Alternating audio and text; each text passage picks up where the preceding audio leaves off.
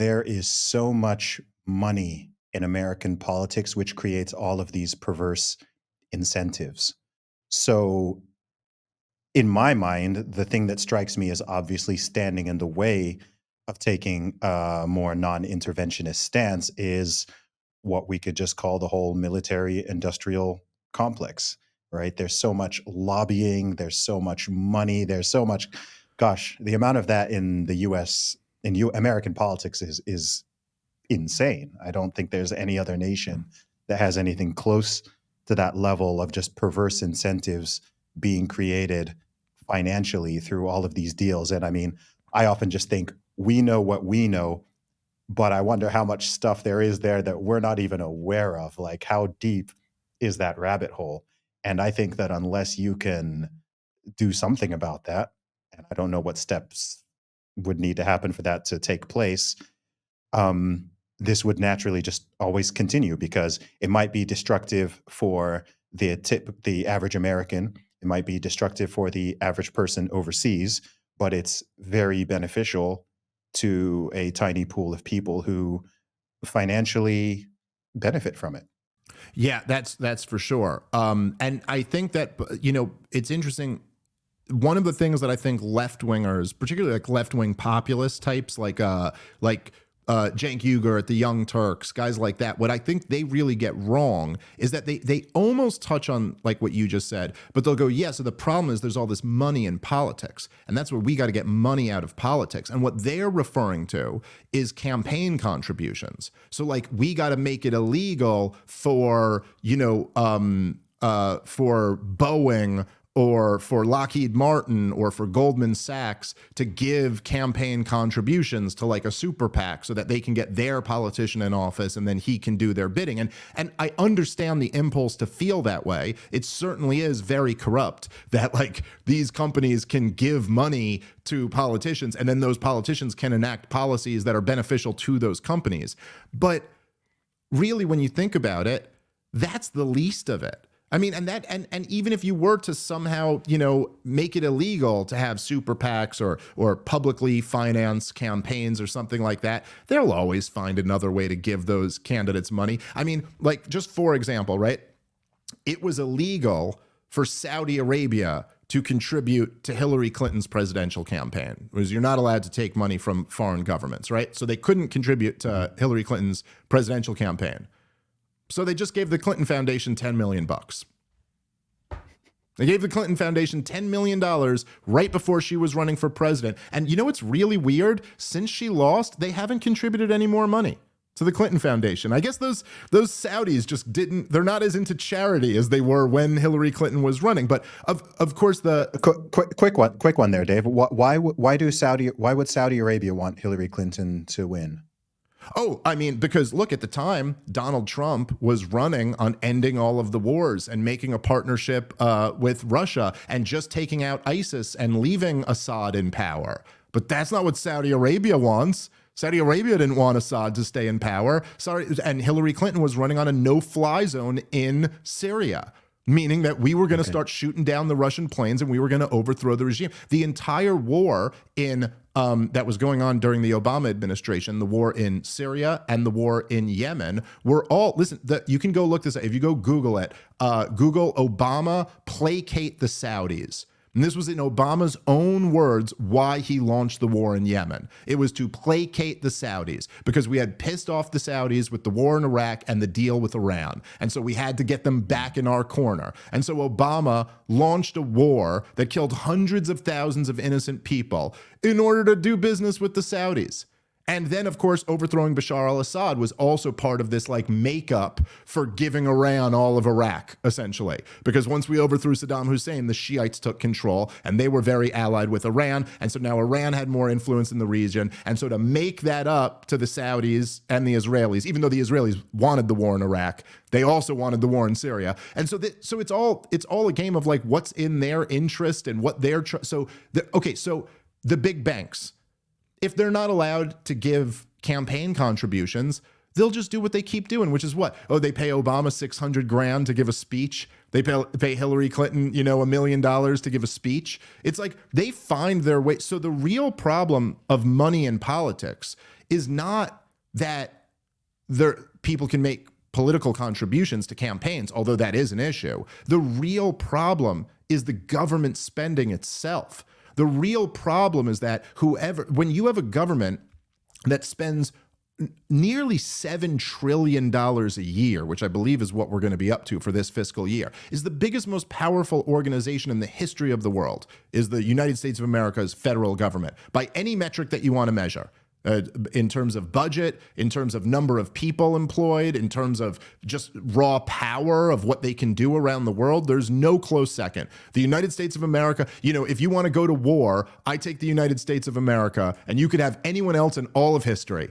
You could have Genghis Khan's army. We'll take you out in a day. You know what I mean? Like, there's just nothing as powerful. And when you have that type of power, that in itself is the corruption. There is no such thing. This is basic Lord Atkins stuff here, right? There's no such thing as that level of power that isn't also that level of corruption. There are more millionaires in the suburbs of Washington, D.C. than anywhere else in the world. And that's because the federal government takes all this money from the people and passes it out to their cronies. So the only real way to get rid of that corruption is to have drastic cuts in government spending. This is what Doge is promising to deliver on right now. We'll see what they're actually able to get done. But if you actually want to drain the swamp and you actually want to get money out of politics, the answer is for the government to not have so much power. And this is like American ancient wisdom. That was the entire essence of the American experiment, was that the government has to be checked. This type of government power leads to this level of corruption. Are you optimistic about Doge? Yes and no.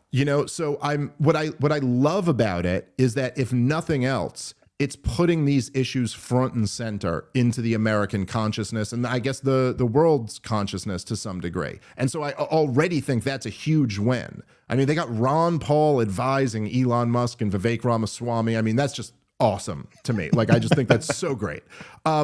Now, that being said, it is essentially a made-up department. It's not a department and Congress is the one who appropriates the spending. And so, Elon Musk and Vivek Ramaswamy can come say, we just cut $2 trillion out of the budget or something, and then all those agencies can be like, okay, sure. Anyway, and just go on as is. Now, I won't say anything that I shouldn't say, but I had dinner with Vivek Ramaswamy like a few weeks ago. And first off, the guy is just totally brilliant. And he is so bullish on Doge. And he's like, nah, man, like, me and Elon have figured out that we're going to do something really big with this. Like, you're going to love it. And so, like, when he says that to me, and it's not like these are a couple, like, Vivek Ramaswamy and Elon Musk aren't like a couple of unimpressive average intelligence people. You know what I mean? Like, these are really, really, really smart, really successful people. And so when he tells me that, I'm like, okay, I want to believe that something great's going to come from this. But look, I mean, after what I just said, saying the whole key to this game is drastic cuts in government spending, and there's at least these brilliant, very capable men trying to push that. Okay, I'm rooting really hard for it. I'm, again, cautiously optimistic. Yeah, I love that. I think one of the things I'm most excited about as a non-American who loves America and who recognizes how what happens in the USA impacts not just the rest of the West, but the rest of the world. What I'm excited about is the shift in the Overton window. So like you said, just the fact that these topics are now on the table, right? You've cranked up, I don't know, 37 trillion in debt or something, and people are just pretending none of this has been happening over the past decade. And now that conversation is like, hey, people are talking about it. RFK and all the health issue, like being a bodybuilding bro for the past 2 decades plus, the fact that you're now seeing sort of more mainstream conversations about seed oils and about food quality and about like the additives in food. I'm just like, hey, I don't know how much positive damage they're going to be able to do in a term, but the fact that this conversation is even happening and people are waking up to some of these facts, government spending, the quality of the food and the nutrition, Tulsi Gabbard talking about, hey, this whole all these regime change wars, all of this like foreign policy that's been running all of these decades. We should be asking more questions here. We should be doing things differently. Like, not everything is going to get solved, right? That's not possible. But just the fact that the conversations are even happening, and you have people who actually have legitimate track records outside of politics who are at the table, Vivek, Elon freaking Musk. Yeah. Like this, the fact that RFK Jr., right? The fact that this is even happening, I'm just like, I've never seen that before. Didn't see that with I think back in my own lifetime, Clinton, Bush, Obama, Biden, Trump. They made some headway, but I think his administration the first time round, by his own admission, he had a lot of people in there who kind of did business as usual. He didn't really drain the swamp. So just seeing what's happening now, and I'm optimistic. I'm cautiously optimistic. Even to the fact they're talking about Bitcoin and adding Bitcoin to the strategic reserve, I'm just like, man, these conversations were not happening a few years ago. So I'm very excited about all of that. I hope they can do some of it. 100%. Me too. Yeah, and I saw they just Trump just named David Sachs as like his crypto czar or whatever. And I'm like, ooh, that's really interesting, man. Like, yeah, I'm with you. Like, and just to mention the briefly the Bobby Kennedy thing has been really incredible to me.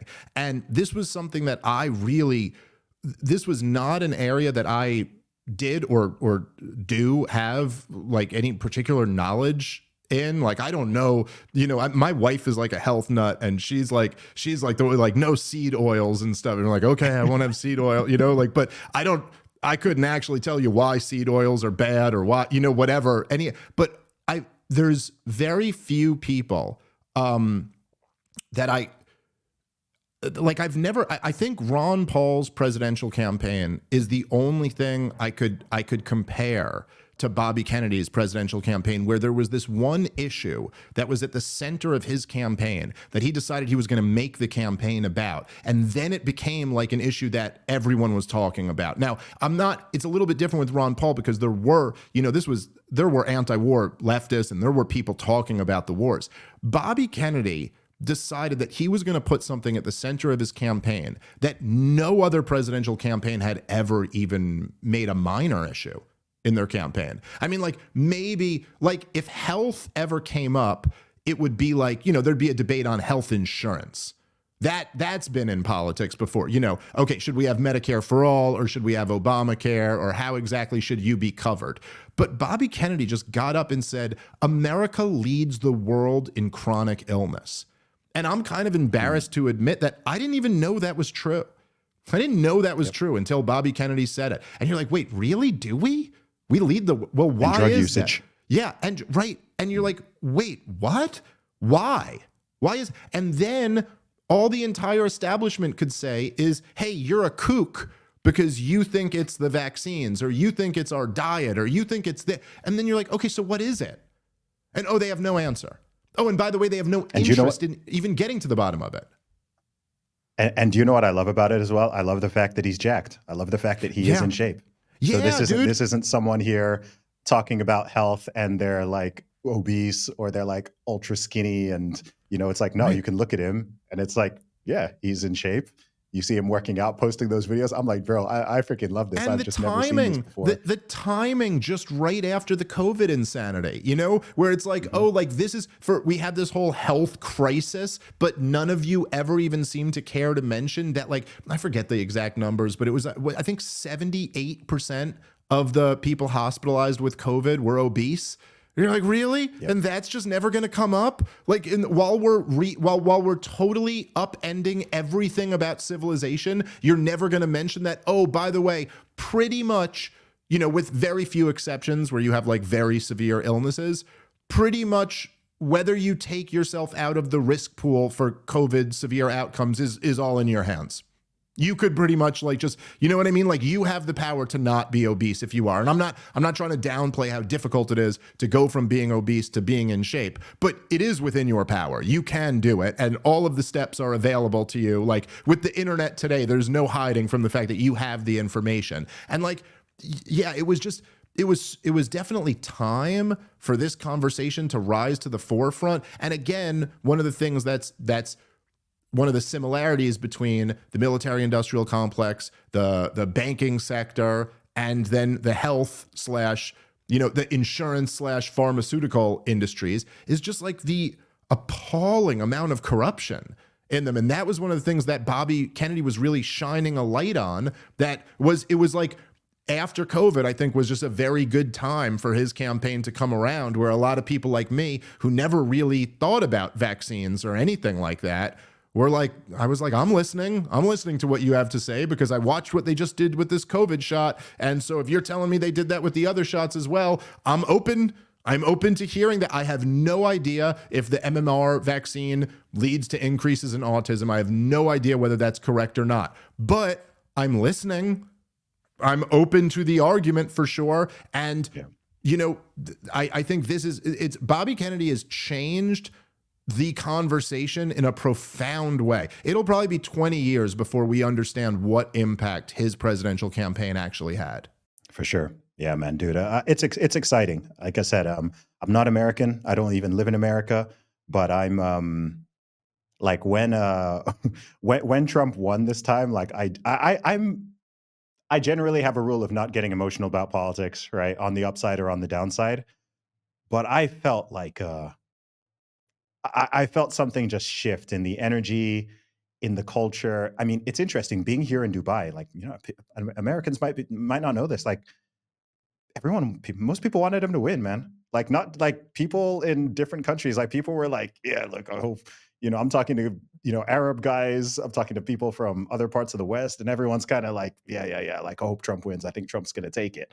And so yeah, it's not just about him as an individual, but as we said, the people around him. We didn't even mention, you talked about the Great Barrington Declaration. Jay Bhattacharya, NIH director, dude. Like all of this coming together, and I've met all these people, which is awesome. Like I know they're all good people, and they're all truth seekers. So we will see what happens. Today's episode is brought to you by Sambrosa, the best way to get your 8 hours of rest.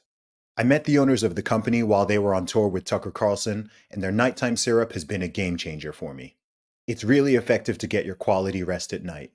Sambrosa contains a natural base of 7 organic herbs, honey, and a small amount of antihistamine. It's effective and soothing with no harsh chemicals, no high fructose corn syrup, no artificial colors or dyes, and it helps with nighttime allergies. Sambrosa is a family-owned company who share my values of faith, freedom, and integrity. I've been using their products since before they started sponsoring this podcast, so I can personally vouch for its quality. My listeners can try Sambrosa today and get 10% off by going to sambrosa.com/Zuby10. That's SAMBROSA.com/Zuby10 for 10% off. Try Sambrosa and wake up ready to embrace life's opportunities.